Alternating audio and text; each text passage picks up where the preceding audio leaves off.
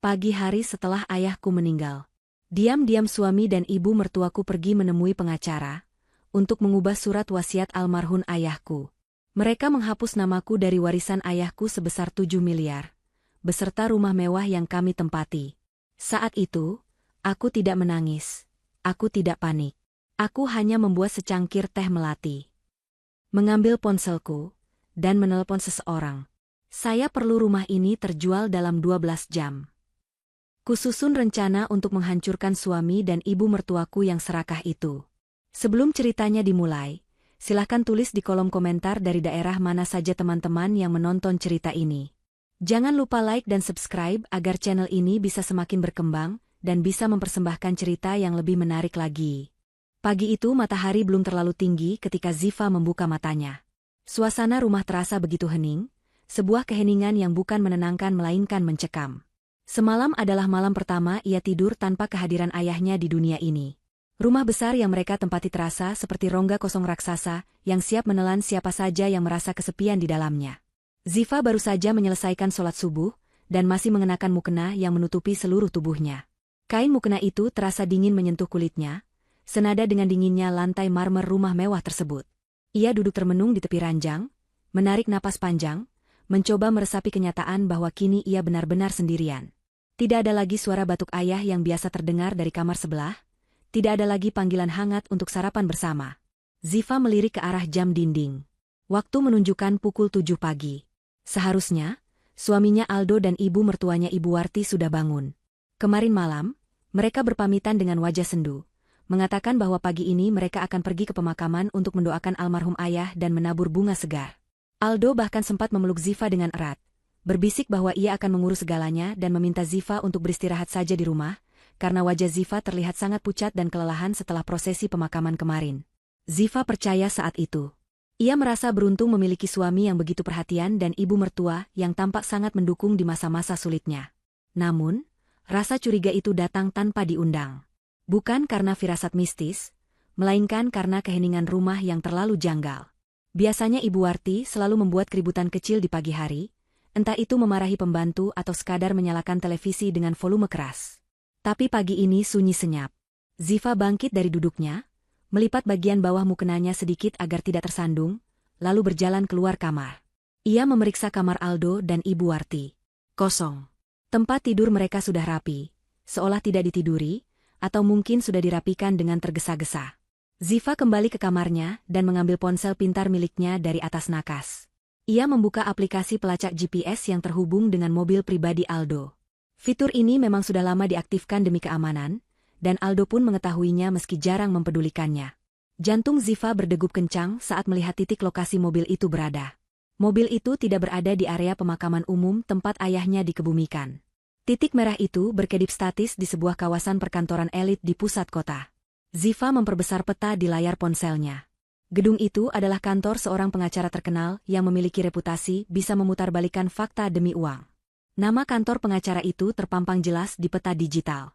Rasa dingin merambat dari ujung kaki hingga ke tengkuk Ziva. Ia teringat sesuatu. Seminggu sebelum ayah meninggal, ayah sempat memanggil teknisi untuk memasang kamera pengawas tersembunyi di ruang kerja pribadi ayah dan ruang tamu. Ayah bilang itu hanya untuk keamanan tambahan karena banyak dokumen penting. Tapi kini Ziva mengerti bahwa ayah mungkin sudah mencium gelagat tidak beres dari orang-orang di sekitarnya. Ziva segera menyalakan laptopnya dan mengakses server kamera pengawas tersebut. Layar laptop menampilkan gambar yang jernih. Di sana, di dalam ruang kerja almarhum ayahnya, Ziva melihat pemandangan yang membuat darahnya mendidih namun sekaligus membekukan air matanya. Aldo dan Ibu Warti tidak pergi ke pemakaman. Mereka ada di rumah ini beberapa jam yang lalu, tepatnya setelah Ziva tertidur lelap karena kelelahan. Rekaman itu menunjukkan kejadian pukul 2 dini hari. Ziva memutar ulang rekaman itu. Terlihat Aldo sedang membongkar laci meja kerja ayah dengan kasar, sementara Ibu Warti berdiri di sampingnya sambil memberikan instruksi dengan wajah yang jauh dari kata sedih. Mereka terlihat panik namun penuh nafsu. Ziva menaikkan volume suara di laptopnya. Suara mereka terdengar jelas. Ibu Warti terdengar berkata dengan nada mendesak agar Aldo mencari surat wasiat yang asli. Ibu Warti mengatakan bahwa mereka harus menemukan surat itu sebelum Ziva bangun. Wanita tua itu berkata bahwa jika surat wasiat asli jatuh ke tangan Ziva, maka tamatlah riwayat mereka karena mereka tidak akan mendapatkan sepeser pun uang tunai untuk membayar hutang gaya hidup mereka. Aldo terlihat frustrasi, ia mengacak-acak dokumen dan berkata bahwa ia tidak menemukannya. Lalu terdengar rencana jahat itu keluar dari mulut Aldo. Ia berkata bahwa mereka harus segera pergi ke kantor pengacara kenalan ibunya pagi-pagi sekali untuk membuat surat wasiat palsu. Aldo dengan yakin mengatakan bahwa Ziva itu bodoh dan penurut, sehingga wanita itu pasti akan percaya apa saja yang dikatakan suaminya. Mereka berencana memalsukan tanda tangan almarhum ayah dan menyatakan bahwa seluruh aset perusahaan dan rumah mewah ini diserahkan pengelolaannya kepada Aldo. Ziva menatap layar laptop itu tanpa berkedip. Tidak ada air mata yang jatuh. Rasa sedih yang tadi menyelimuti hatinya mendadak lenyap, digantikan oleh sebuah ketenangan yang menakutkan. Ia melihat wajah asli orang-orang yang selama ini ia anggap keluarga. Suaminya yang ia cintai ternyata hanya parasit yang menunggu inangnya mati. Ibu mertuanya yang ia hormati ternyata adalah dalang yang serakah. Ziva menutup laptopnya perlahan. Ia tidak berteriak, tidak melempar barang, dan tidak menangis histeris. Ia justru merasa sangat fokus. Pikirannya menjadi jernih seperti air danau yang tenang. Ziva melepas mukenanya dan melipatnya dengan sangat rapi, menaruhnya kembali di tempat sholat. Ia berjalan menuju dapur yang luas dan bersih. Dengan gerakan yang tenang dan terukur, ia mengambil toples berisi daun teh melati kering. Ia menjerang air panas, lalu menyeduh teh itu. Aroma melati yang wangi segera memenuhi ruangan dapur, memberikan sedikit rasa nyaman di tengah badai yang sedang berkecamuk di kepalanya. Ziva membawa cangkir teh itu ke ruang tengah, duduk di sofa tunggal yang besar, dan menyesapnya perlahan. Hangat teh itu menjalar ke kerongkongannya, memberinya kekuatan. Ia mengambil ponselnya kembali. Jarinya mencari sebuah nomor kontak yang tersimpan dengan nama Pak Haris. Pak Haris adalah kenalan lama ayahnya, seorang pria yang bekerja di bidang properti namun memiliki spesialisasi khusus dalam likuidasi aset cepat. Orang-orang mengenalnya sebagai seseorang yang bisa menjual apa saja dalam waktu singkat, asalkan harganya cocok. Ziva menekan tombol panggil. Nada sambung terdengar 3 kali sebelum suara berat seorang pria menjawab di ujung sana. Ziva langsung berbicara pada intinya tanpa basa-basi. Ia mengatakan bahwa ia ingin menjual rumah yang ia tempati saat ini beserta seluruh isinya. Pak Haris terdengar terkejut sejenak, menanyakan apakah Ziva yakin karena ayahnya baru saja meninggal kemarin. Ziva menjawab dengan nada datar bahwa justru karena itulah ia ingin menjualnya. Ia membutuhkan uang tunai dalam jumlah besar, dan ia membutuhkannya cair dalam waktu 12 jam.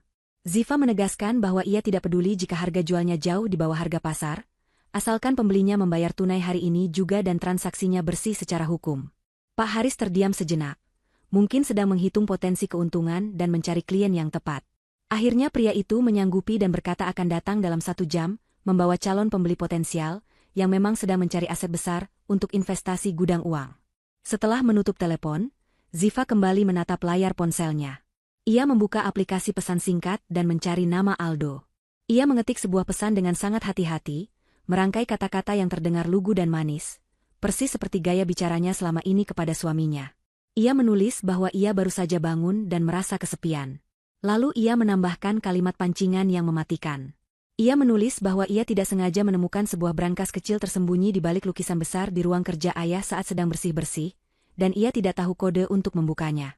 Ziva tahu betul bahwa kata brankas dan tersembunyi adalah 2 kata yang akan memicu keserakahan Aldo dan ibunya lebih dari apapun. Ia menekan tombol kirim, lalu meletakkan ponselnya di meja marmer. Ziva kembali menyesap teh melatinya. Matanya menatap sekeliling ruangan mewah itu. Lampu gantung kristal, lukisan-lukisan mahal, perabot jati ukiran Jepara, dan karpet sutra Persia. Semua ini adalah hasil kerja keras ayahnya. Dan Ziva bersumpah, ia lebih rela menghancurkan dan menjual semua ini kepada orang asing daripada membiarkan Aldo dan Ibu Warti menikmatinya barang 1 hari lagi. Waktu terus berjalan. Jarum jam dinding bergerak maju. Permainan baru saja dimulai, dan Ziva memegang kartu as yang tidak diketahui oleh lawan-lawannya. Ia bukan lagi putri kecil yang manja, ia adalah wanita yang sedang mempertahankan martabat ayahnya. 1 jam kemudian, sebuah mobil sedan hitam mewah berhenti di depan gerbang rumah. Ziva melihat dari balik tirai jendela ruang tamu. Pak Haris keluar dari kursi penumpang depan, diikuti oleh seorang pria parubaya bertubuh gempal dengan setelan jas yang terlihat mahal namun agak sempit. Pria itu memakai kacamata hitam dan memandang sekeliling rumah dengan tatapan menilai. Ziva merapikan jilbabnya, memastikan penampilannya terlihat tenang dan berwibawa, lalu berjalan membukakan pintu utama. Ia menyambut mereka dengan anggukan sopan, tanpa senyum yang berlebihan. Pak Haris memperkenalkan pria itu sebagai Bapak Rudi, seorang investor properti yang memang sedang mencari rumah besar dengan tanah luas di kawasan elit ini untuk dijadikan aset simpanan. Ziva mempersilahkan mereka masuk. Mereka duduk di ruang tamu yang megah. Bapak Rudi tidak banyak bicara. Matanya terus bergerak liar menaksir nilai barang-barang yang ada di dalam rumah itu. Pak Haris langsung membuka percakapan ke arah bisnis. Ia meletakkan sebuah map di atas meja dan menjelaskan bahwa ia sudah memeriksa status tanah dan bangunan ini secara cepat melalui koneksinya di pertanahan, dan semuanya bersih atas nama ayah Ziva. Ziva menyela dengan lembut namun tegas. Ia mengeluarkan sebuah map dokumen yang ia ambil dari laci pribadinya sebelum tamu datang. Ia menyerahkan sertifikat asli rumah itu kepada Pak Haris. Ziva menjelaskan bahwa seminggu sebelum meninggal, ayahnya sudah membalik nama sertifikat rumah ini menjadi atas nama Ziva sepenuhnya sebagai hadiah ulang tahun yang dipercepat. Ayah Ziva melakukan itu secara diam-diam tanpa sepengetahuan siapapun, seolah beliau sudah memiliki firasat umurnya tidak panjang dan ingin memastikan putrinya aman secara hukum. Pak Haris memeriksa dokumen itu dengan teliti, matanya membelalak kagum melihat kelengkapan surat-surat yang sah di mata hukum. Sertifikat hak milik itu sudah tercetak jelas atas nama Ziva, bukan lagi nama ayahnya. Ini mempermudah segalanya. Tidak perlu menunggu surat penetapan waris dari pengadilan yang memakan waktu lama. Ziva adalah pemilik tunggal yang sah dan berhak menjualnya kapan saja. Bapak Rudi tampak puas. Ia langsung mengajukan penawaran harga. Angka yang disebutkannya memang sekitar 30% di bawah harga pasar normal, jumlah yang sangat besar potongannya. Namun Ziva tidak berniat menawar. Baginya, kecepatan adalah prioritas utama saat ini. Ia menyetujui harga tersebut dengan satu syarat mutlak yang tidak bisa ditawar. Rumah ini harus kosong dan kunci diserahkan nanti malam tepat pukul 9. Bapak Rudi menyanggupi. Ia berkata bahwa timnya akan datang nanti malam untuk mengganti semua kunci dan menempatkan penjaga keamanan. Proses transaksi berjalan dengan kilat. Ziva dan Bapak Rudi pergi ke notaris rekanan Pak Haris yang kantornya tidak jauh dari sana untuk menandatangani akta jual beli.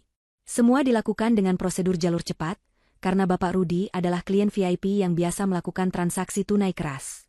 Dalam waktu kurang dari 2 jam, formalitas hukum selesai. Ziva melihat bukti transfer masuk rekening pribadinya melalui aplikasi mobile banking.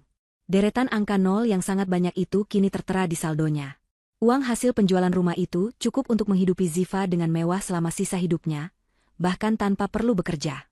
Namun bukan uang itu yang membuat Ziva merasa puas, melainkan fakta bahwa rumah ini sudah bukan lagi miliknya, dan otomatis bukan lagi tempat yang bisa diperebutkan oleh Aldo. Setelah urusan administrasi selesai, Ziva kembali ke rumah sendirian. Pak Haris dan Bapak Rudi sudah pergi, berjanji akan kembali nanti malam untuk serah terima kunci. Ziva masuk ke dalam rumah yang kini statusnya sudah terjual. Ia memiliki waktu beberapa jam sebelum Aldo dan Ibu Warti pulang. Ziva segera bergerak. Ia tidak memanggil pembantu karena ia sudah meliburkan mereka semua sejak kemarin dengan pesangon yang besar agar mereka pulang kampung. Ziva ingin tidak ada saksi mata untuk apa yang akan terjadi selanjutnya. Ziva menyeret 2 buah koper besar dari gudang ke kamarnya. Ia mulai memilah barang-barang. Ia membuka lemari pakaiannya yang besar. Ziva hanya mengambil pakaian-pakaian sederhana miliknya, gamis-gamis yang biasa ia pakai, dan koleksi jilbab kesayangannya. Ia meninggalkan gaun-gaun pesta mewah yang pernah dibelikan Aldo menggunakan uang Ziva sendiri. Ziva juga mengemasi semua dokumen penting milik almarhum ayahnya, foto-foto kenangan masa kecil, dan perhiasan peninggalan almarhum ibunya dulu. Semua barang yang memiliki nilai sentimental dan penting ia masukkan ke dalam koper. Kemudian Ziva beralih ke kamar Aldo dan Ibu Warti. Ia berdiri di ambang pintu, menatap barang-barang mewah yang berserakan di sana. Ada koleksi jam tangan mahal milik Aldo yang berjejer di kotak kaca. Ada deretan tas tangan kulit milik Ibu Warti yang harganya ratusan juta rupiah per buah. Ada sepatu-sepatu hak tinggi yang jarang dipakai. Ziva tidak menyentuh satupun dari barang-barang itu. Ia membiarkannya tetap di tempatnya. Ia ingin mereka merasa aman saat pulang nanti, merasa bahwa barang-barang mereka masih ada dan mereka masih berkuasa. Ziva ingin melihat wajah mereka saat nanti malam mereka harus angkat kaki tanpa sempat menyelamatkan harta benda yang mereka puja itu. Ponsel Ziva bergetar di saku gamisnya. Sebuah pesan balasan dari Aldo masuk. Ziva membacanya sambil tersenyum sinis. Pesan itu berisi kalimat panik yang menyuruh Ziva untuk tidak menyentuh apapun di ruang kerja ayah. Aldo menulis bahwa ia sedang dalam perjalanan pulang dan terjebak macet. Ia meminta Ziva untuk menunggu di kamar saja dan tidak usah melakukan apa-apa sampai dia datang. Kepanikan tersirat jelas dari penggunaan huruf kapital di beberapa kata. Aldo takut Ziva menemukan sesuatu di dalam brankas imajiner itu, atau lebih buruk lagi, Aldo takut Ziva mengklaim isi brankas itu. Ziva tidak membalas pesan itu. Ia membiarkan Aldo tersiksa oleh rasa penasaran dan ketakutan sepanjang perjalanan pulang. Ziva melanjutkan kegiatannya. Ia pergi ke dapur, membuka kulkas, dan membuang semua bahan makanan segar ke tempat sampah. Ia ingin memastikan tidak ada kenyamanan yang tersisa di rumah ini. Ia menutup gorden-gorden jendela yang tebal, membuat suasana rumah menjadi agak remang-remang. Suasana ini akan mendukung sandiwara yang akan ia mainkan sebentar lagi. Di tengah kesibukannya, Ziva sempat berhenti sejenak di depan foto besar ayahnya yang tergantung di ruang tengah. Ia mengusap bingkai foto itu dengan lembut. Dalam hati ia meminta maaf karena telah menjual rumah kenangan mereka. Namun ia yakin ayahnya akan mengerti. Ayahnya adalah seorang pejuang yang tidak pernah membiarkan dirinya diinjak-injak orang lain, dan hari ini Ziva sedang mempraktikkan ajaran itu. Ia sedang membersihkan hidupnya dari benalu. Ziva melihat jam dinding lagi. Sebentar lagi siang. Aldo dan Ibu Warti akan segera tiba. Panggung sandiwara sudah siap, dan Ziva siap memainkan peran terbaik dalam hidupnya sebagai istri yang bodoh dan menantu yang berbakti, untuk terakhir kalinya. Suara deru mesin mobil yang familiar terdengar memasuki halaman rumah tidak lama, setelah Ziva selesai merapikan kembali ruang tengah. Jantungnya berdetak sedikit lebih cepat. Bukan karena takut, melainkan karena adrenalin yang mulai terpompa mempersiapkan diri untuk pertunjukan sandiwara ini. Ziva menarik napas dalam-dalam, mengatur ekspresi wajahnya di depan cermin besar di lorong. Ia melatih tatapan matanya agar terlihat sayu, sedih, dan sedikit bingung, persis seperti seorang istri yang baru saja kehilangan tumpuan hidupnya. Setelah merasa yakin dengan topeng yang dipakainya, ia berjalan menuju pintu depan untuk menyambut kedatangan suami dan ibu mertuanya. Pintu terbuka dan menampilkan sosok Aldo serta Ibu Warti. Wajah mereka terlihat sedikit berkeringat dan merah. Mungkin karena terburu-buru atau karena tekanan emosional setelah menyusun rencana jahat seharian. Namun begitu melihat Ziva berdiri di ambang pintu, ekspresi mereka berubah drastis dalam hitungan detik. Aldo langsung memasang wajah sendu yang dipaksakan, bahunya sengaja diturunkan agar terlihat lesu. Ibu Warti tidak kalah hebatnya. Wanita parubaya itu segera mengeluarkan sapu tangan dan menempelkannya ke sudut mata yang sebenarnya kering, berpura-pura sedang menahan tangis yang hebat. Akting mereka cukup meyakinkan bagi orang awam, tapi bagi Ziva yang sudah melihat rekaman CCTV ruang kerja ayah, semua ini terlihat menjijikan. Aldo melangkah maju dan memeluk Ziva dengan erat. Pelukan yang dulu terasa hangat dan melindungi, kini terasa seperti lilitan ular yang hendak memangsa. Aldo berbisik di telinga Ziva, menanyakan kabar istrinya dan berkata bahwa ia sangat merindukan Ziva seharian ini. Ziva membiarkan dirinya dipeluk. Tubuhnya sengaja ia buat lemas seolah tidak bertenaga. Ia menjawab dengan suara lirih bahwa ia baik-baik saja, dan hanya menunggu mereka pulang. Ibu Warti ikut bergabung, mengelus punggung Ziva dengan gerakan yang terasa kaku. Wanita itu berkata bahwa mereka baru saja dari makam ayah dan berdoa sangat lama di sana. Padahal Ziva tahu persis mobil mereka tidak pernah menyentuh area pemakaman hari ini. Mereka bertiga berjalan masuk ke ruang tamu. Aldo membawa sebuah map kulit di tangannya dengan cengkraman yang kuat, seolah takut map itu terbang. Itu pasti dokumen wasiat palsu yang baru saja mereka buat di kantor pengacara. Ziva melirik sekilas ke arah map itu namun segera membuang muka, berpura-pura tidak tertarik pada urusan dokumen. Ia mempersilahkan suami dan ibu mertuanya duduk di sofa empuk ruang tamu. Ziva menawarkan diri untuk membuatkan minuman hangat, karena mereka pasti lelah seharian di luar. Ibu Warti mengangguk antusias, meminta teh manis hangat untuk menenangkan sarafnya, sementara Aldo meminta kopi hitam. Ziva beranjak ke dapur. Di sana, ia menyiapkan cangkir-cangkir terbaik. Untuk Ibu Warti dan Aldo, Ziva menyeduh teh melati yang pekat, bukan kopi seperti permintaan Aldo, dengan alasan kopi habis. Namun, di dalam teko teh itu, Ziva memasukkan bubuk obat tidur dosis ringan yang ia gerus dari persediaan obat insomnia lamanya. Dosisnya tidak cukup untuk membuat pingsan total, tetapi cukup untuk membuat saraf menjadi rileks, kewaspadaan menurun, dan emosi menjadi tidak stabil. Ia mengaduk teh itu dengan perlahan, memastikan bubuknya larut sempurna dalam air panas. Aroma melati yang kuat menyamarkan segala jejak. Ziva membawa nampan berisi teko dan cangkir itu kembali ke ruang tamu dengan langkah hati-hati. Saat Ziva kembali, ia melihat Aldo dan Ibu Warti sedang berbisik-bisik serius. Begitu menyadari kehadiran Ziva, mereka langsung diam 1000 bahasa dan mengubah posisi duduk menjadi lebih santai. Ziva meletakkan nampan di atas meja, menuangkan teh ke cangkir mereka satu persatu. Uap panas mengepul, membawa aroma wangi yang menenangkan. Aldo dan Ibu Warti langsung menyesap teh itu dengan rakus, seolah mereka memang sangat kehausan. Ziva duduk di sofa tunggal di hadapan mereka, tangannya bertaut di pangkuan, kepalanya menunduk, memainkan peran istri yang patuh. Aldo meletakkan cangkirnya dan mulai membuka pembicaraan. Ia berdeham pelan untuk membersihkan tenggorokannya. Dengan nada suara yang dibuat selembut mungkin, Aldo mulai bercerita bohong tentang suasana di makam tadi. Ia mengarang cerita tentang bunga-bunga yang layu dan betapa sedihnya ia melihat pusara ayah. Ziva mendengarkan semua bualan itu tanpa menyela, sesekali mengangguk pelan sebagai tanda ia percaya. Kemudian, Ibu Warti mengambil alih pembicaraan. Ia mulai menyinggung soal masa depan Ziva dan pengelolaan harta peninggalan ayah. Ibu Warti berkata bahwa sebagai perempuan, Ziva tidak akan sanggup mengurus semua bisnis dan aset yang ditinggalkan sendirian. Ia menakut-nakuti Ziva dengan cerita tentang kerumitan hukum dan pajak yang bisa menjerat orang awam. Ziva tetap diam, membiarkan mereka merasa di atas angin. Obat tidur ringan itu sepertinya mulai bekerja. Mata Ibu Warti terlihat sedikit sayu dan bicaranya mulai lebih blak-blakan, kontrol dirinya sedikit mengendur. Aldo pun terlihat lebih rileks. Ia menyandarkan punggungnya ke sofa dan meletakkan map kulit itu di atas meja, tepat di depan Ziva. Aldo berkata bahwa demi kebaikan Ziva, ayah sebenarnya sudah menitipkan pesan lisan kepadanya sebelum meninggal untuk mengurus segalanya. Dan hari ini, Aldo mengaku menemukan sebuah surat wasiat lama yang tersimpan di pengacara keluarga yang menegaskan hal tersebut. Tentu saja itu bohong besar, karena pengacara keluarga mereka yang asli adalah orang jujur yang tidak mungkin bersekongkol dengan Aldo. Ziva menatap map itu dengan tatapan polos. Ia bertanya dengan suara gemetar, apakah itu benar wasiat ayah? Aldo mengangguk mantap, meyakinkan Ziva bahwa itu adalah dokumen sah. Ia meminta Ziva untuk membacanya nanti dan menandatangani persetujuan pelimpahan kuasa.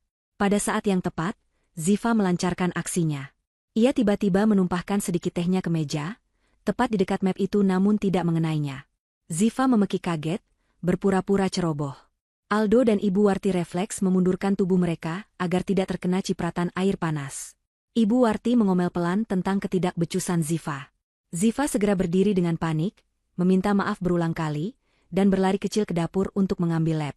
Ibu Warti yang merasa lengket karena sedikit cipratan teh di tangannya, ikut berdiri dan berjalan menuju kamar mandi tamu yang ada di dekat ruang tamu untuk mencuci tangan.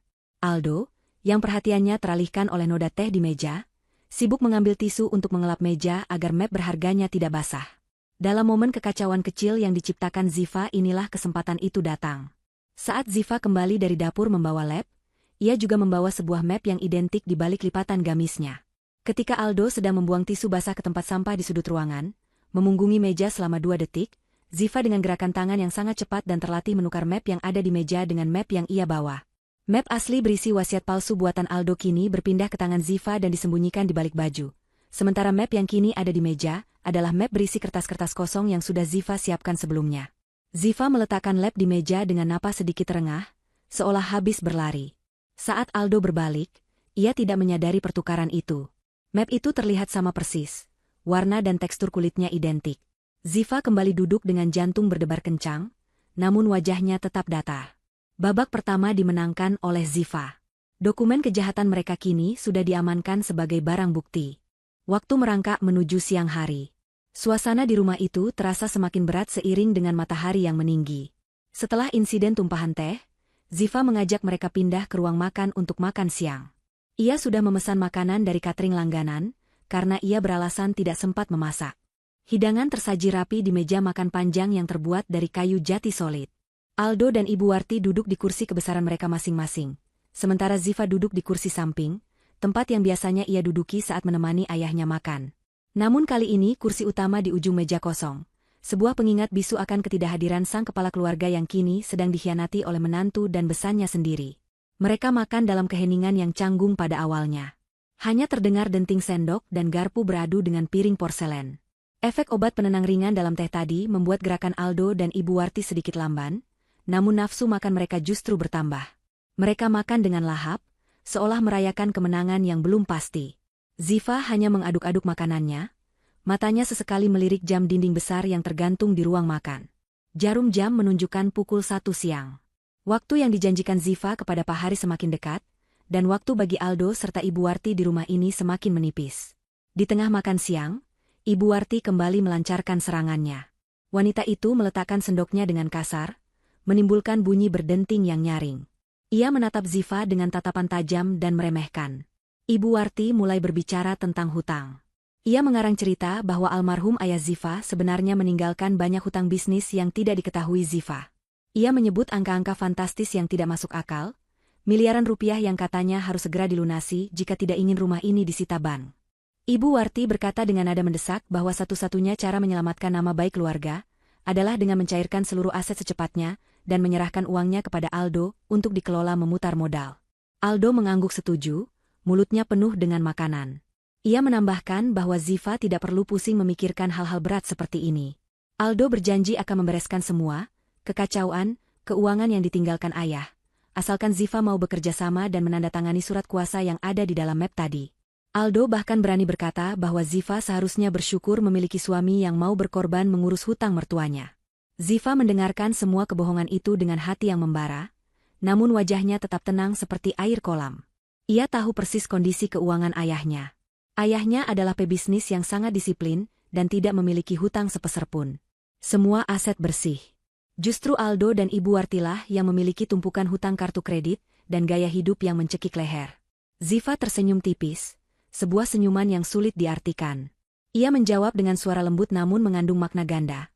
Ia berkata agar ibu tenang saja, karena semua urusan duniawi ayah sudah selesai dan lunas. Aldo dan Ibu Warti mengartikan ucapan itu sebagai kepatuhan Ziva. Mereka mengira Ziva akan setuju menyerahkan hartanya. Mereka tidak tahu bahwa di bawah meja makan, tangan Ziva sedang sibuk dengan ponsel pintarnya. Layar ponselnya yang redup menampilkan aplikasi perbankan internasional. Jari jemari Ziva menari lincah di atas layar sentuh tanpa perlu melihat. Ia sudah menghafal tata letak tombolnya. Ia memasukkan kode verifikasi terakhir untuk sebuah transaksi besar. Dalam hitungan detik, seluruh uang tunai yang ada di rekening pribadi ayah, yang aksesnya sudah diberikan kepada Ziva sejak lama, serta uang hasil penjualan rumah yang baru masuk tadi pagi, semuanya ditransfer ke sebuah rekening aman di luar negeri. Rekening itu menggunakan sistem keamanan berlapis yang tidak bisa dilacak oleh hukum lokal, maupun diakses oleh Aldo. Notifikasi, transaksi berhasil, muncul di layar ponsel Ziva yang tersembunyi di pangkuannya. Harta itu kini aman. 7 miliar rupiah warisan tunai dan puluhan miliar hasil jual rumah telah lenyap dari jangkauan tangan-tangan serakah di hadapannya. Tepat setelah Ziva menyimpan ponselnya kembali ke saku, kejadian aneh mulai terjadi. Lampu kristal di atas meja makan tiba-tiba berkedip sekali, lalu mati total. Kipas angin yang berputar perlahan di sudut ruangan berhenti mendadak. Suara dengung mesin pendingin ruangan lenyap, digantikan oleh kesunyian yang mencekam. Listrik padam. Aldo menggerutu kesal, menyalahkan PLN yang selalu memadamkan listrik di saat yang tidak tepat. Ia berteriak memanggil pembantu untuk menyalakan genset. Lupa bahwa tidak ada satupun pembantu di rumah itu karena sudah diliburkan Ziva. Belum sempat Aldo beranjak dari kursinya untuk memeriksa sekring listrik, hal lain terjadi. Suara air keran dari wastafel dapur yang tadi terdengar menetes, kini berhenti total. Air mati. Rumah itu seolah-olah sedang dimatikan sistem kehidupannya satu persatu. Ibu Warti mulai terlihat gelisah. Ia mengeluh kepanasan dan meminta Aldo segera melakukan sesuatu. Ziva masih duduk tenang di kursinya, melanjutkan suapan terakhirnya seolah tidak terjadi apa-apa. Ketenangan Ziva yang tidak wajar ini mulai membuat Aldo merasa aneh. Ia menatap istrinya dengan kening berkerut. Lalu terdengar suara itu. Suara deru mesin kendaraan berat berhenti tepat di depan pagar rumah. Bukan satu mobil, tapi beberapa. Suara pintu mobil dibanting keras terdengar bersahutan, diikuti oleh langkah kaki banyak orang yang memasuki halaman rumah dengan derap yang mantap dan intimidatif. Suara gedoran keras menghantam pintu depan yang terkunci. Gedoran itu bukan gedoran tamu yang sopan, melainkan gedoran pemilik otoritas yang datang untuk mengambil haknya. Aldo dan Ibu Warti terlonjak kaget. Wajah mereka pucat pasi. Mereka saling berpandangan dengan bingung dan takut. Aldo bertanya dengan suara bergetar, siapa yang datang menggedor rumah orang, seperti preman di siang bolong. Ziva perlahan meletakkan sendok dan garpunya di piring yang sudah kosong. Ia mengambil serbet kain dan menyeka mulutnya dengan anggun. Ia menatap lurus ke arah pintu depan, lalu beralih menatap suami dan ibu mertuanya. Tidak ada lagi sorot mata istri yang patuh di sana. Yang ada hanyalah tatapan dingin seorang wanita yang sudah selesai dengan segala omong kosong. Pintu depan didobrak paksa dari luar. Suara kayu pecah terdengar nyaring hingga ke ruang makan. Langkah-langkah kaki berat mulai masuk menyerbu ke dalam rumah. Teriakan-teriakan asing terdengar memerintahkan penghuni untuk keluar. Waktu makan siang telah usai. Tamu tak diundang, atau lebih tepatnya, pemilik baru rumah ini, telah tiba untuk menagih janji yang dibuat Ziva pagi tadi. Rumah harus kosong. Sekarang juga.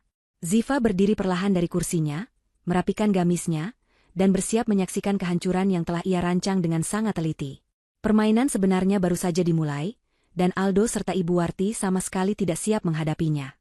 Suara derap langkah kaki sepatu bot berat yang menghantam lantai marmer ruang tamu terdengar semakin dekat, bagaikan detak jam kematian bagi kenyamanan semu yang selama ini dinikmati Aldo dan Ibu Warti. Pintu ruang makan yang tertutup rapat didorong kasar hingga terbuka lebar, membentur tembok dengan suara keras yang memekakkan telinga. Muncul sosok-sosok pria berbadan tegap dengan pakaian serba hitam. Otot-otot mereka tercetak jelas di balik kaos ketat yang mereka kenakan, wajah mereka keras tanpa ekspresi ramah sedikitpun. Mereka bukanlah tamu, melainkan eksekutor yang datang untuk menjalankan perintah pengosongan lahan. Ruang makan yang tadinya hening kini dipenuhi aura intimidasi yang mencekik. Debu-debu halus beterbangan di udara akibat hempasan pintu, menciptakan suasana tegang yang semakin nyata di bawah keremangan ruangan yang listriknya sudah padam. Aldo melompat dari kursinya dengan wajah merah, padam karena marah bercampur kaget. Insting lelakinya yang rapuh tersentil. Ia merasa harga dirinya diinjak-injak di rumah yang ia anggap miliknya sendiri. Dengan suara lantang yang sedikit bergetar, Aldo membentak orang-orang itu, menanyakan siapa mereka dan siapa yang memberi izin untuk masuk ke rumah duka dengan cara biadab seperti ini. Aldo berusaha memasang postur tubuh yang gagah, membusungkan dadanya, mencoba mengintimidasi balik para preman bayaran tersebut. Namun usaha itu sia-sia. Para pria berbadan besar itu sama sekali tidak gentar. Salah satu dari mereka, seorang pria dengan bekas luka di pipi yang tampaknya menjadi pemimpin regu, melangkah maju dengan santai sambil mengunyah permen karet. Ia menatap Aldo dari ujung kaki hingga ujung kepala dengan tatapan meremehkan, seolah Aldo hanyalah seekor lalat yang mengganggu. Pria itu berbicara dengan suara berat dan parau, memberitahu bahwa rumah ini sekarang sudah berpindah kepemilikan dan mereka diperintahkan oleh pemilik baru untuk membersihkan aset dari penghuni liar dan barang-barang tidak berguna. Kata, penghuni liar, membuat telinga Aldo panas. Ia tidak terima disebut penghuni liar di rumah mertuanya sendiri. Ibu Warti yang duduk di kursi ikut berteriak histeris, menuduh mereka sebagai perampok yang memanfaatkan situasi berkabung. Wanita tua itu mengancam akan menelepon polisi dan memastikan mereka semua membusuk di penjara. Namun ancaman itu hanya disambut dengan tawa mengejek dari para lelaki kekar tersebut. Sang pemimpin regu mengeluarkan selembar kertas fotokopi yang sudah lecek dari saku celananya dan melemparkannya ke atas meja makan, tepat di depan piring Aldo yang masih berisi sisa makanan. Itu adalah salinan surat perintah pengosongan aset yang sah, ditandatangani di atas materai. Aldo menyambar kertas itu dengan tangan gemetar, matanya membelalak membaca baris demi baris kalimat hukum yang tertera di sana. Ia tidak percaya dengan apa yang dibacanya. Di situ tertulis jelas bahwa rumah ini telah dijual, dan harus dikosongkan hari ini juga. Aldo meremas kertas itu hingga kusut, lalu melemparkannya ke lantai. Ia berlari kecil menuju tas kerjanya yang ia letakkan di kursi tamu tak jauh dari ruang makan. Dengan panik, ia mengeluarkan sebuah map berisi sertifikat rumah. Tentu saja, itu adalah sertifikat duplikat palsu yang ia simpan selama ini untuk meyakinkan orang-orang bahwa ia memegang kendali atas aset mertuanya. Aldo mengangkat sertifikat itu tinggi-tinggi di depan wajah sang pemimpin preman, berteriak bahwa ia memegang sertifikat asli dan surat pengosongan itu pasti palsu. Ziva yang sedari tadi diam mematung di dekat jendela, kini mulai bergerak.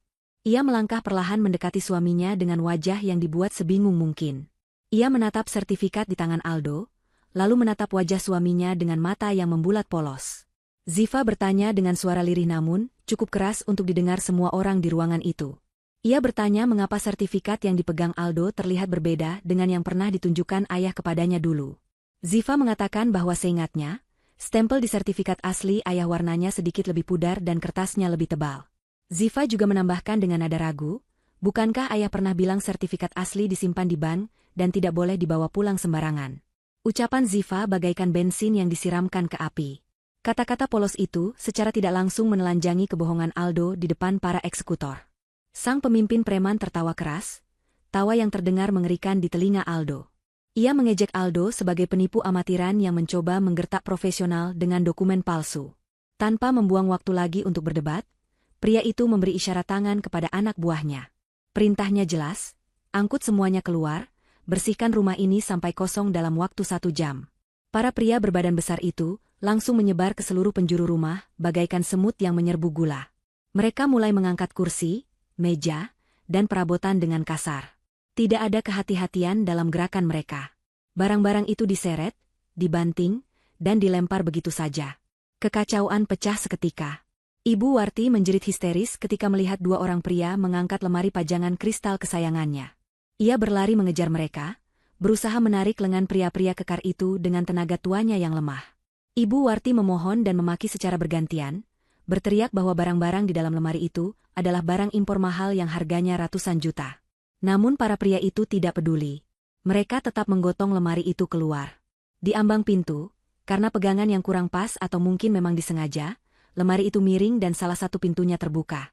Beberapa gelas kristal dan piring hias jatuh ke lantai teras, pecah berkeping-keping dengan suara nyaring. Ibu Warti menangis meraung-raung melihat pecahannya, seolah yang pecah adalah jantungnya sendiri. Aldo yang berusaha menghalangi orang-orang yang masuk ke kamar utama didorong, hingga jatuh tersungkur ke lantai. Ia tidak memiliki kekuatan fisik untuk melawan para profesional di bidang pengusiran paksa ini. Ia hanya bisa berteriak-teriak memanggil nama Ziva, menyuruh istrinya melakukan sesuatu.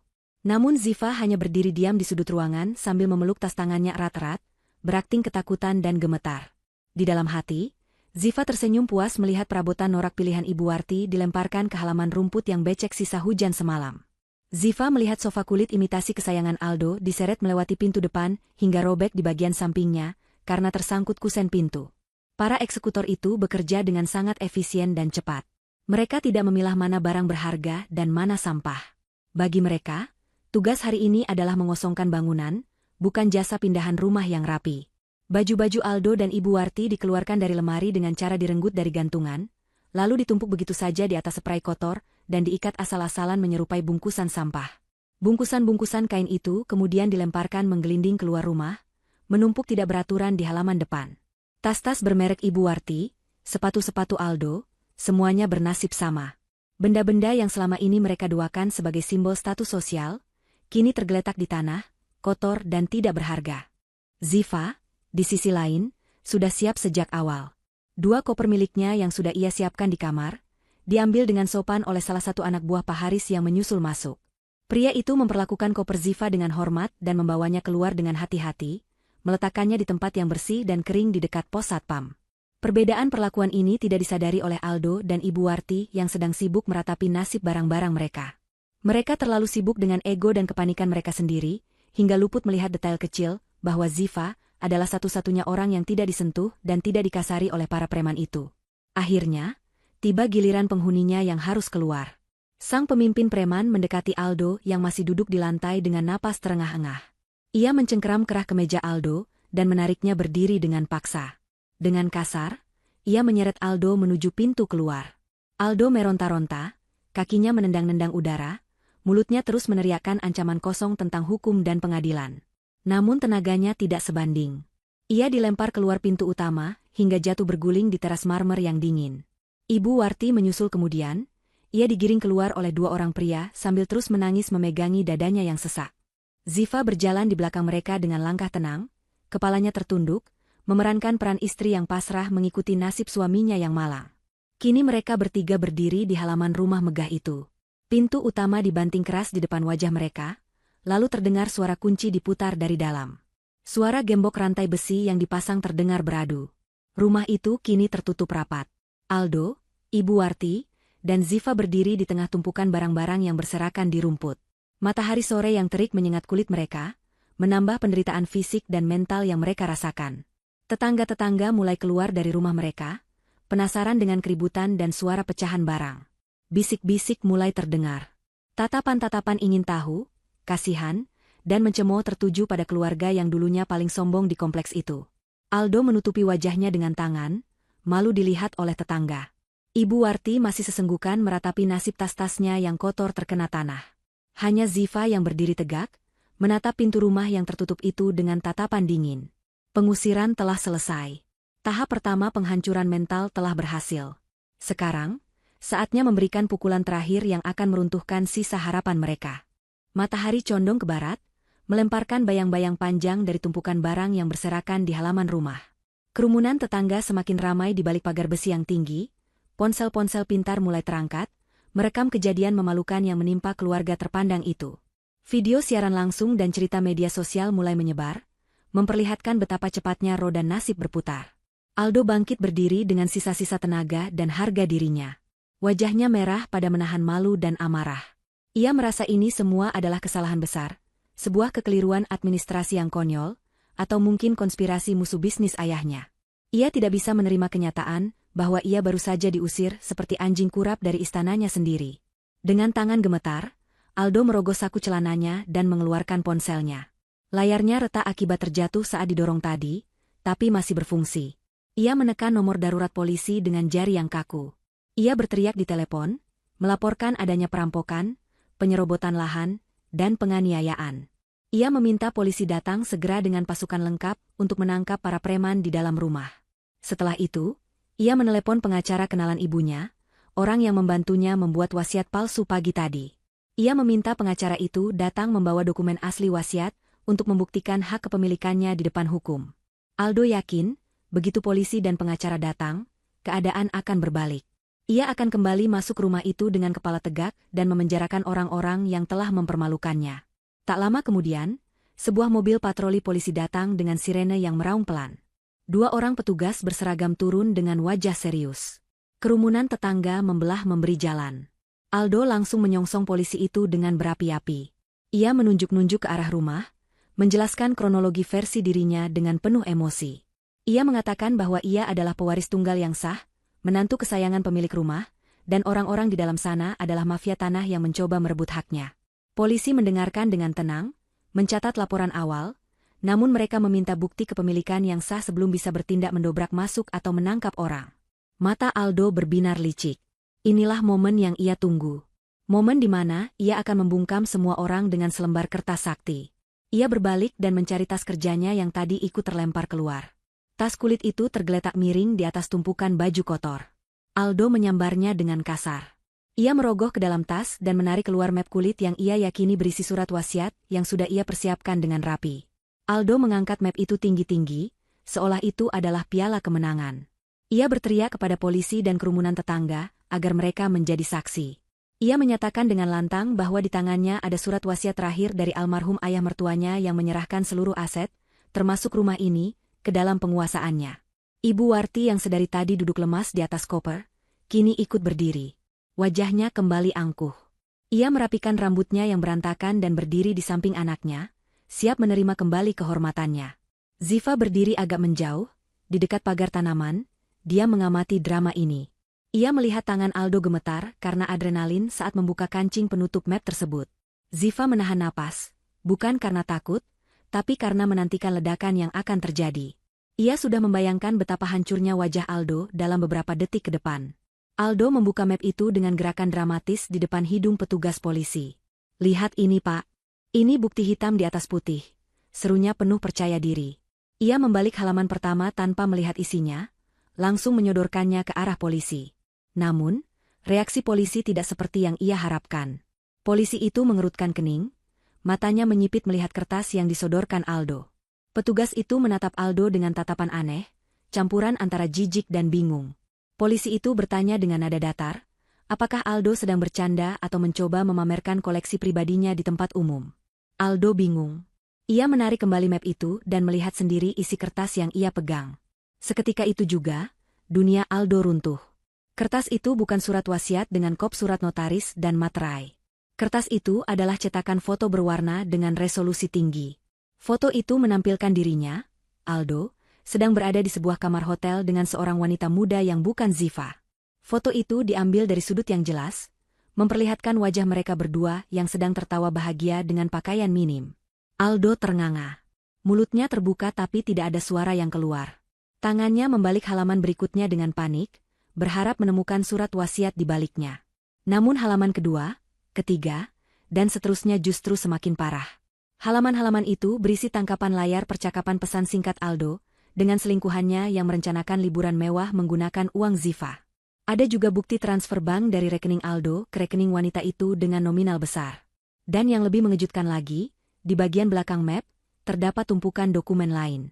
Itu adalah bukti-bukti penipuan arisan bodong dan penggelapan dana sosialita yang dilakukan oleh Ibu Warti.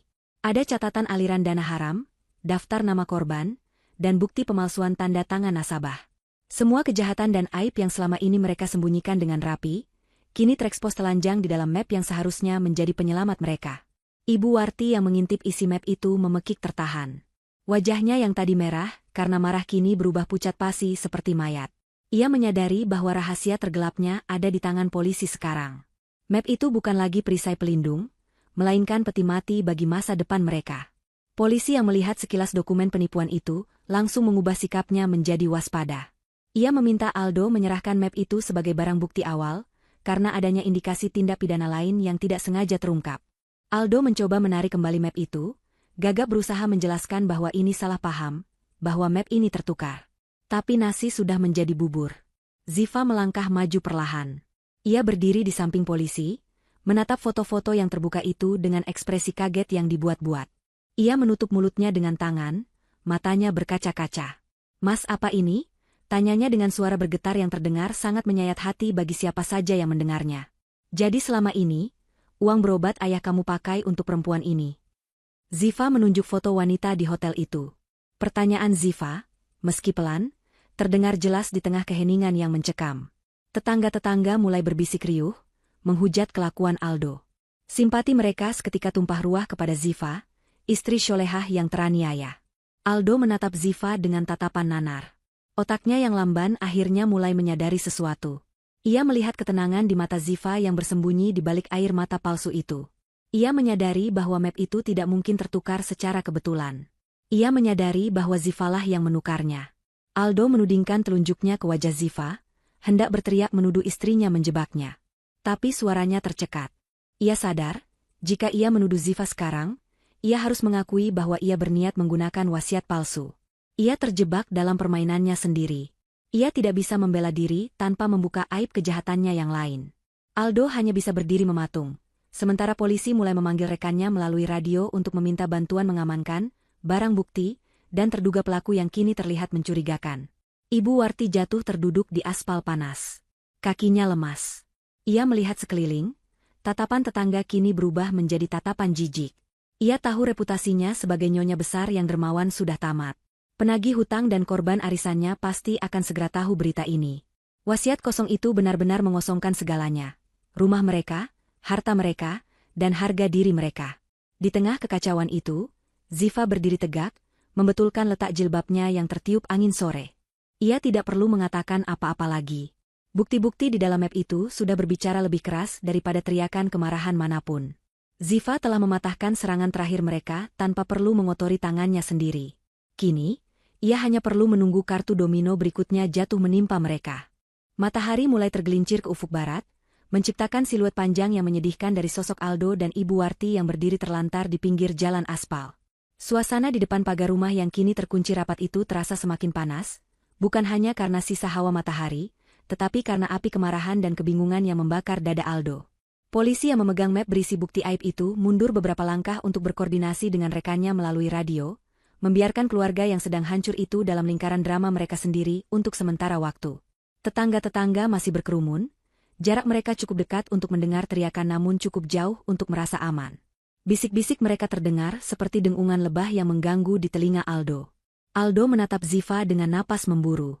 Dadanya naik turun dengan cepat, seolah oksigen di sekitarnya menipis. Otaknya yang sedari tadi buntu karena syok perlahan mulai menyusun kepingan-kepingan teka-teki yang berserakan. Ia mengingat teh melati yang rasanya sedikit aneh tadi siang. Ia mengingat bagaimana Ziva menumpahkan minuman dan menciptakan kekacauan kecil di ruang tamu. Ia mengingat betapa tenangnya Ziva saat pengusiran terjadi, seolah wanita itu sudah tahu naskah dramanya dari awal hingga akhir. Dan puncaknya adalah map itu. Map yang seharusnya berisi tiket emas menuju kekayaan, justru berubah menjadi bom waktu yang menghancurkan reputasinya dalam sekejap. Aldo sadar, ini bukan kebetulan. Ini bukan kesialan. Ini adalah rencana.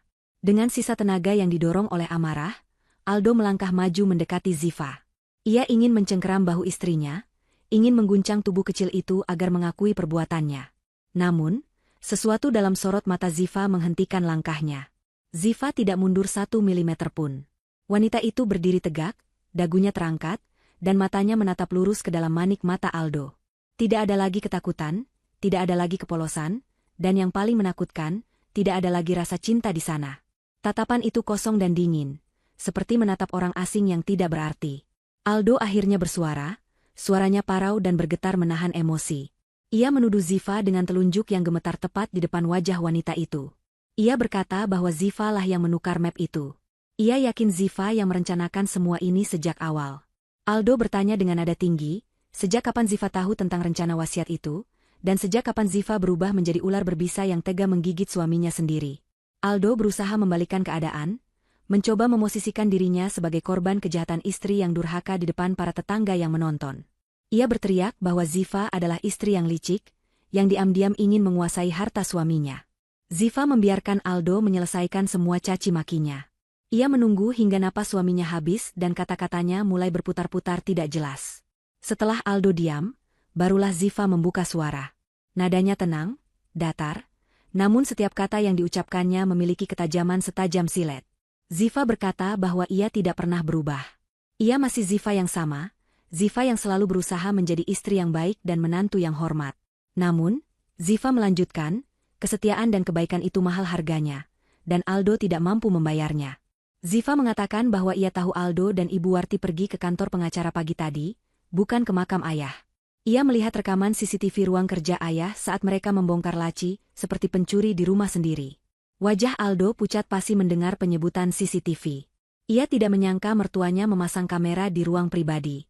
Ziva melangkah maju satu langkah, mengikis jarak di antara mereka, membuat Aldo secara refleks mundur karena terintimidasi oleh aura dominan yang tiba-tiba muncul dari istrinya.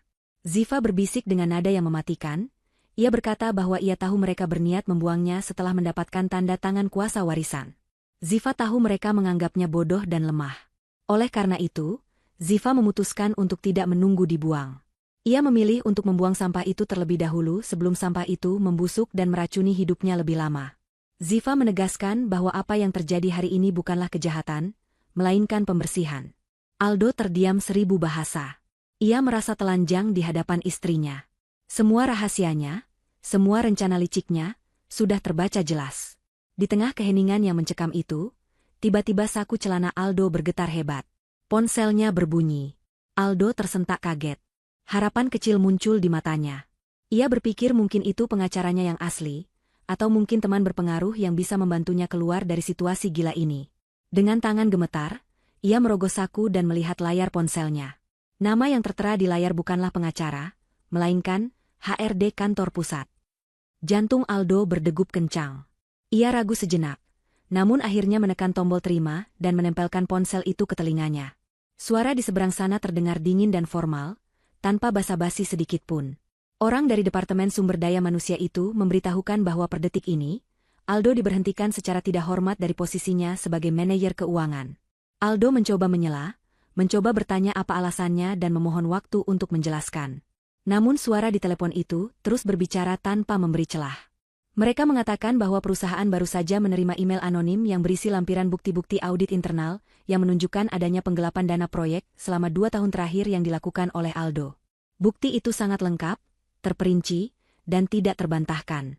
Perusahaan juga akan segera memproses kasus ini ke jalur hukum perdata dan pidana untuk menuntut ganti rugi. Ponsel itu terlepas dari genggaman Aldo dan jatuh menghantam aspal.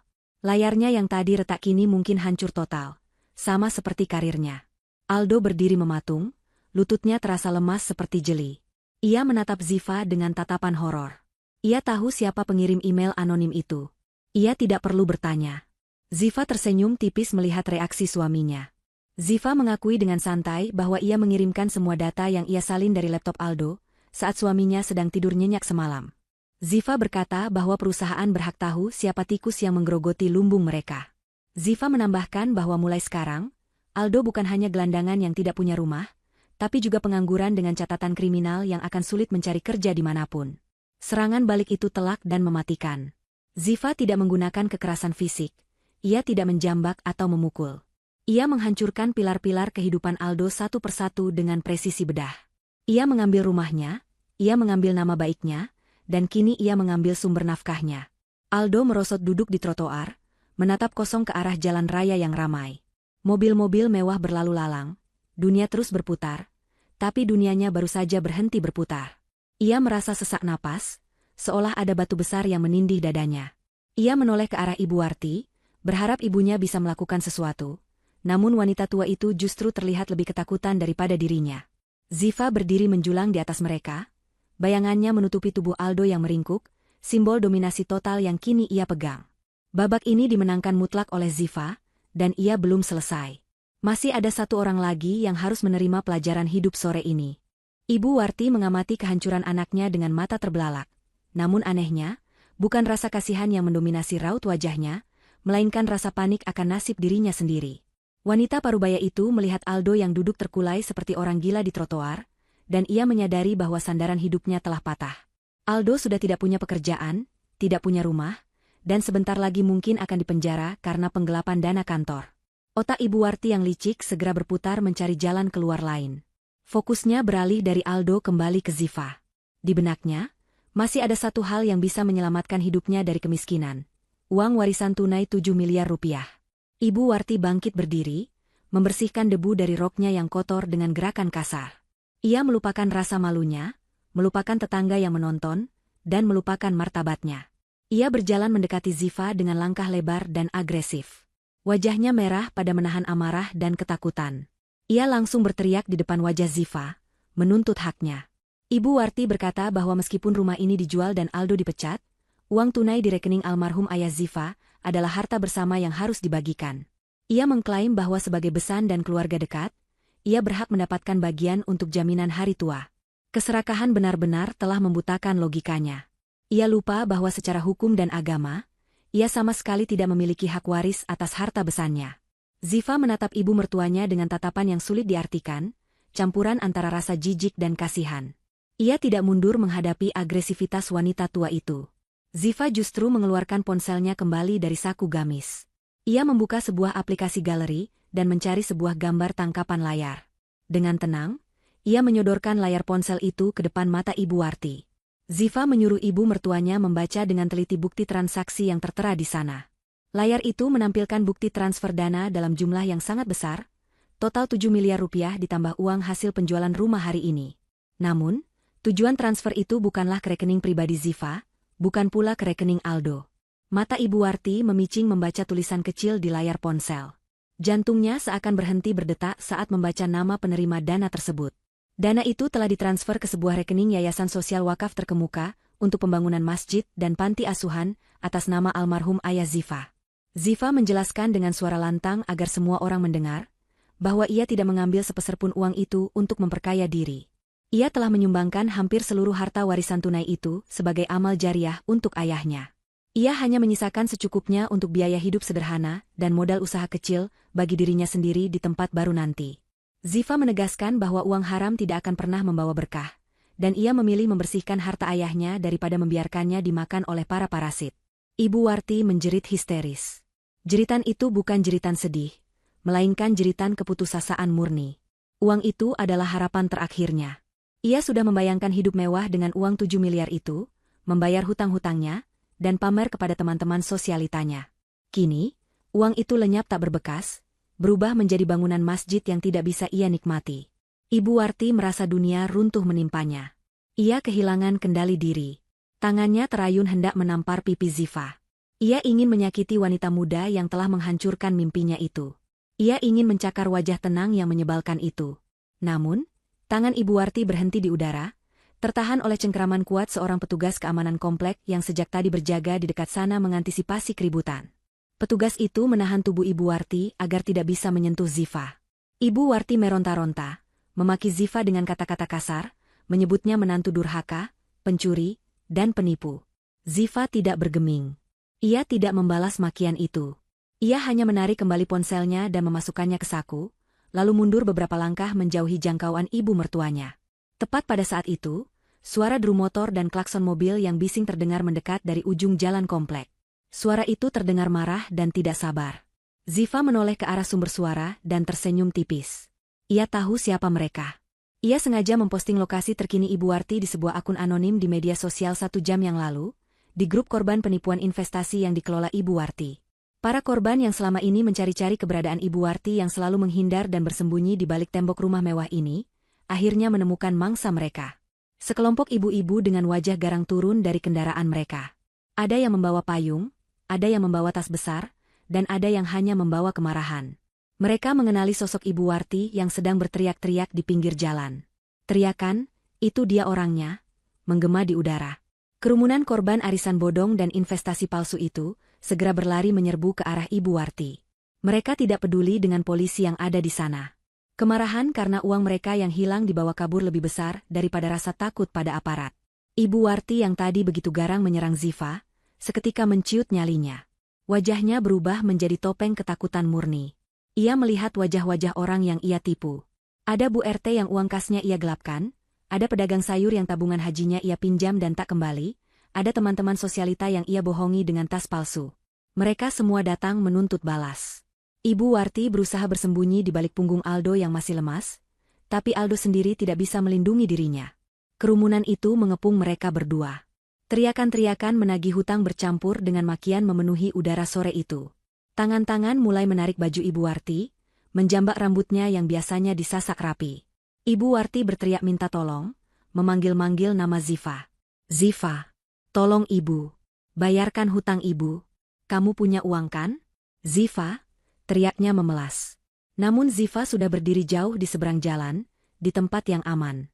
Ia melihat pemandangan itu seperti menonton film. Ia tidak berniat menolong. Ia merasa Ibu Warti sedang menuai apa yang ia tanam selama bertahun-tahun. Kebohongan, keserakahan, dan penindasan yang dilakukan Ibu Warti kini berbalik menyerangnya dalam bentuk massa yang mengamuk. Polisi dan petugas keamanan kewalahan mencoba melerai massa. Mereka berusaha melindungi Ibu Warti dan Aldo dari amuk fisik yang lebih parah, namun jumlah massa terlalu banyak. Pakaian Ibu Warti sudah robek di beberapa bagian, rambutnya acak-acakan, dan wajahnya penuh air mata dan debu. Ia terlihat sangat menyedihkan, jauh dari citra wanita terhormat yang selalu ia banggakan. Ziva melihat jam tangannya. Waktu 12 jam hampir habis. Matahari mulai terbenam sempurna, mengganti langit oranye menjadi biru gelap. Babak karma telah terlaksana dengan sempurna. Antagonis dalam hidupnya kini sedang merasakan neraka dunia yang mereka ciptakan sendiri. Ziva membalikkan badannya, bersiap meninggalkan tempat itu. Ia tidak perlu melihat akhir dari kerusuhan itu. Ia sudah tahu bahwa mulai malam ini, hidup Aldo dan Ibu Warti tidak akan pernah sama lagi. Mereka akan tidur di sel dingin atau di jalanan, sementara Ziva akan tidur nyenyak untuk pertama kalinya dalam waktu yang lama. Langit di atas kota perlahan berubah warna, dari jingga kemerahan menjadi biru pekat, dan akhirnya hitam kelam. Lampu-lampu jalan mulai menyala satu persatu, melemparkan cahaya kekuningan yang suram ke atas aspal tempat Aldo dan Ibu Warti masih terduduk lemas. Waktu 12 jam yang dicanangkan Ziva pagi tadi telah habis sepenuhnya. Malam telah tiba, membawa angin dingin yang menusuk tulang, seolah alam semesta ikut menolak kehadiran mereka yang kini tidak memiliki tempat bernaung.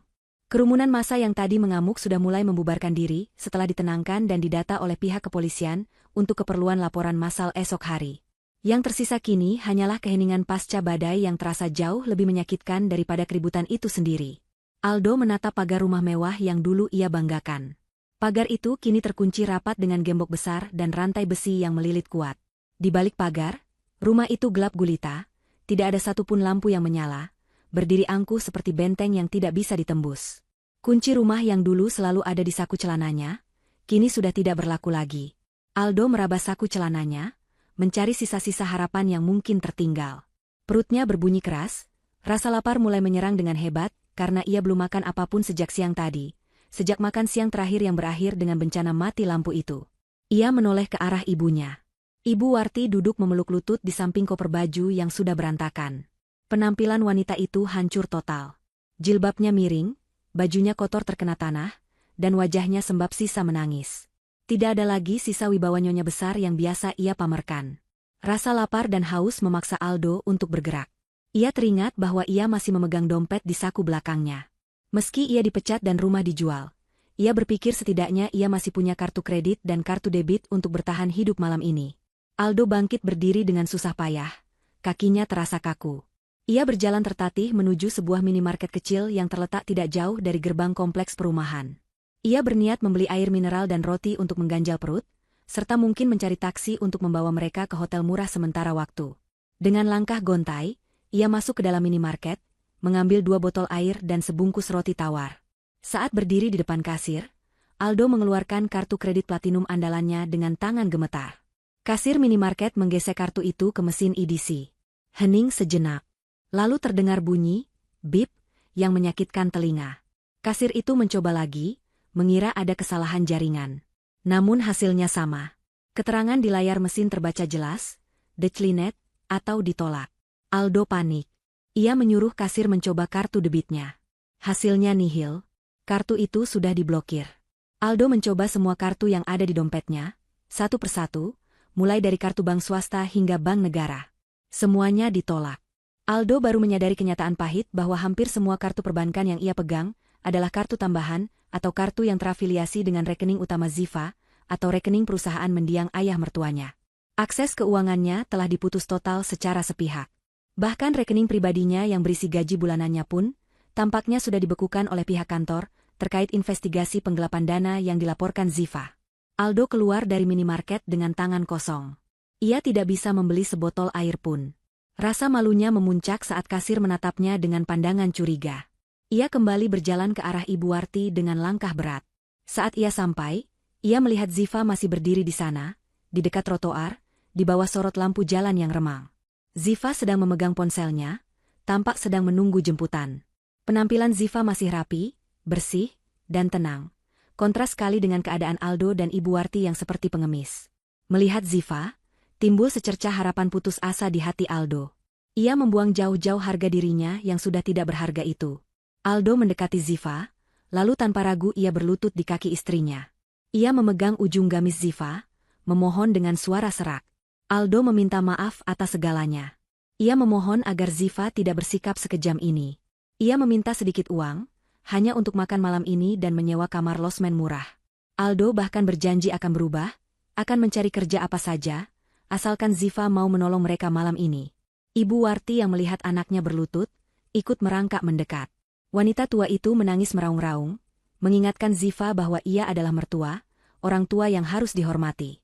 Ibu Warti memohon agar Ziva tidak membiarkan mereka tidur di jalanan seperti gelandangan. Ziva menunduk, menatap dua manusia yang sedang bersimpuh di kakinya itu.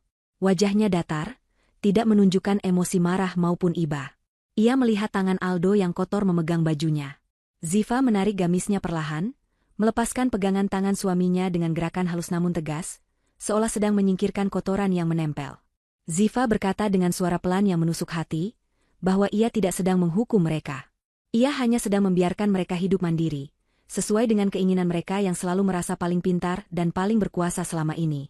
Ziva mengingatkan bahwa dulu, saat ayah Ziva sakit keras, mereka berdualah yang menolak mengeluarkan uang untuk perawatan tambahan dengan alasan hemat warisan. Sekarang, Ziva sedang berhemat untuk masa depannya sendiri. Sebuah mobil sedan mewah berwarna gelap berhenti perlahan di depan mereka. Supir berseragam turun dan membukakan pintu belakang untuk Ziva. Itu adalah taksi premium yang dipesan Ziva. Udara dingin dari pendingin mobil menyeruak keluar saat pintu terbuka, menawarkan kenyamanan yang tidak bisa dijangkau lagi oleh Aldo. Ziva melangkah mendekati mobil itu. Sebelum masuk, ia berhenti sejenak. Ia merogoh saku gamisnya dan mengeluarkan sekeping uang logam recehan sisa kembalian belanja minggu lalu. Ziva memutar tubuhnya, menatap Aldo yang masih berlutut dengan wajah penuh harap.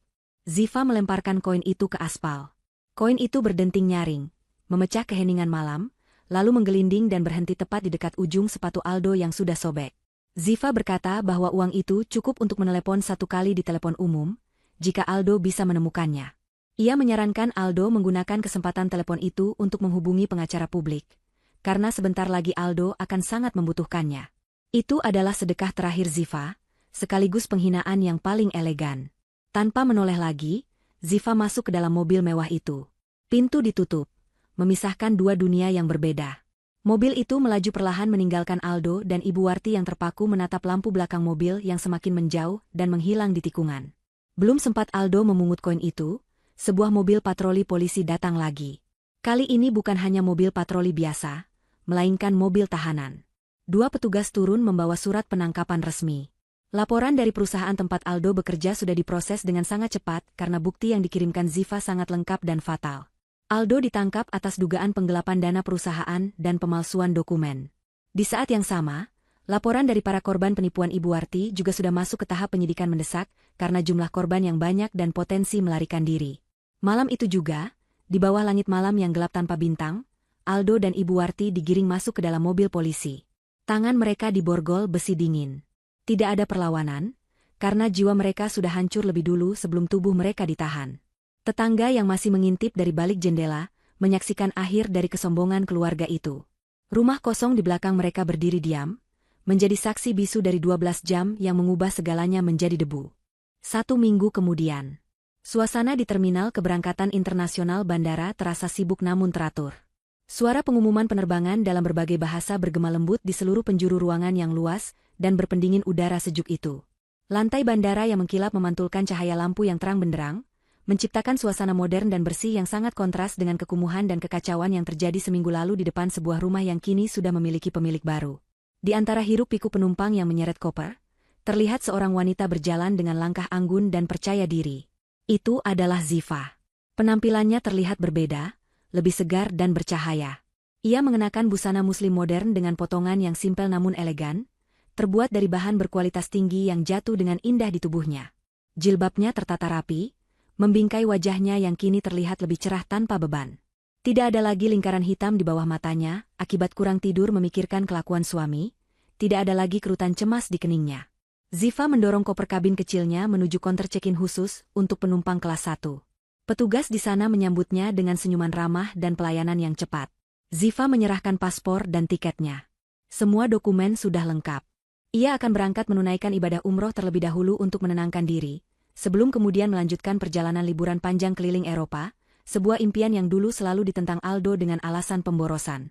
Setelah proses imigrasi yang lancar, Ziva berjalan menuju ruang tunggu eksekutif atau lounge kelas 1. Di dalam lounge itu, suasana jauh lebih tenang dan privat. Sofa-sofa empuk tertata rapi dengan jarak yang cukup jauh satu sama lain untuk menjaga privasi. Aroma kopi segar dan kue-kue hangat memenuhi udara. Ziva memilih tempat duduk di dekat jendela kaca besar yang menghadap langsung ke landasan pacu.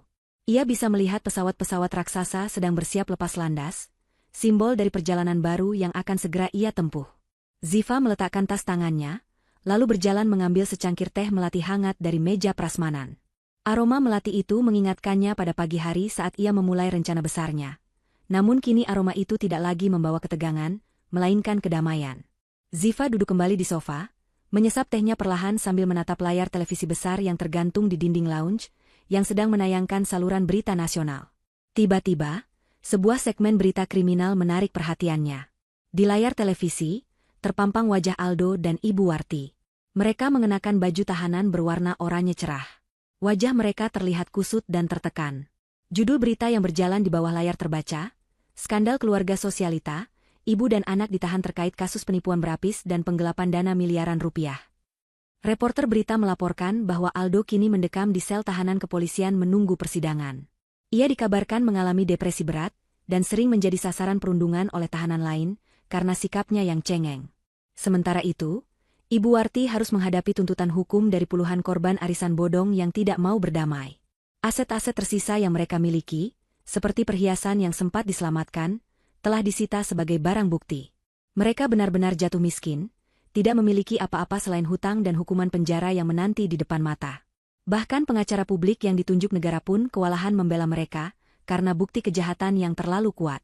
Ziva menatap berita itu tanpa ekspresi kemenangan yang berlebihan. Ia tidak tertawa, ia tidak bersorak. Ia hanya merasakan sebuah kepuasan batin yang tenang, sebuah rasa lega bahwa keadilan telah ditegakkan. Ia melihat wajah suaminya di layar kaca, pria yang dulu ia cintai namun kemudian mengkhianatinya dengan begitu kejam. Tidak ada lagi rasa sakit di hati Ziva. Rasa sakit itu sudah ikut terbuang bersama dengan barang-barang Aldo yang dilempar keluar rumah minggu lalu. Ziva menyadari bahwa ia telah berhasil memutus rantai racun yang membelenggu hidupnya. Ia bukan lagi korban. Ia adalah penyintas yang menang. Ziva mengalihkan pandangannya dari televisi keluar jendela. Sebuah pesawat besar berwarna putih sedang meluncur perlahan di landasan, bersiap untuk terbang menembus awan. Ziva tersenyum tipis. Ia teringat mendiang ayahnya. Ia yakin, di suatu tempat di sana, ayahnya sedang tersenyum bangga melihat putrinya mampu berdiri tegak mempertahankan harga diri keluarga. Ziva mengambil paspornya, membukanya, dan menatap foto dirinya di sana. Identitas baru, lembaran baru. Ia bukan lagi istri yang terkekang, bukan lagi menantu yang ditindas. Ia adalah Ziva, wanita merdeka yang memegang kendali penuh atas takdirnya sendiri. Panggilan boarding untuk penerbangannya terdengar lembut melalui pengeras suara. Ziva menghabiskan tegukan terakhir teh melatinya, meletakkan cangkir itu di meja, dan bangkit berdiri. Ia merapikan jilbabnya sekali lagi, memastikan penampilannya sempurna. Dengan langkah pasti, ia berjalan keluar dari lounge menuju gerbang keberangkatan. Ia tidak menoleh ke belakang lagi. Masa lalunya yang kelam bersama Aldo dan Ibu Warti sudah tertinggal jauh di belakang, terkurung dalam sel penjara yang dingin. Sementara masa depannya terbentang luas dan cerah, setinggi langit biru yang akan segera ia jelajahi. Pesan terakhir yang ia tanamkan dalam hatinya bergema kuat. Menjadi janda bukanlah akhir dari segalanya, melainkan awal dari kebebasan untuk menemukan kebahagiaan yang sesungguhnya tanpa parasit yang membebani. Dan dengan senyum tulus yang merekah di bibirnya, Ziva melangkah masuk ke dalam pesawat, meninggalkan tanah air dan kenangan buruknya untuk menjemput hidup yang baru.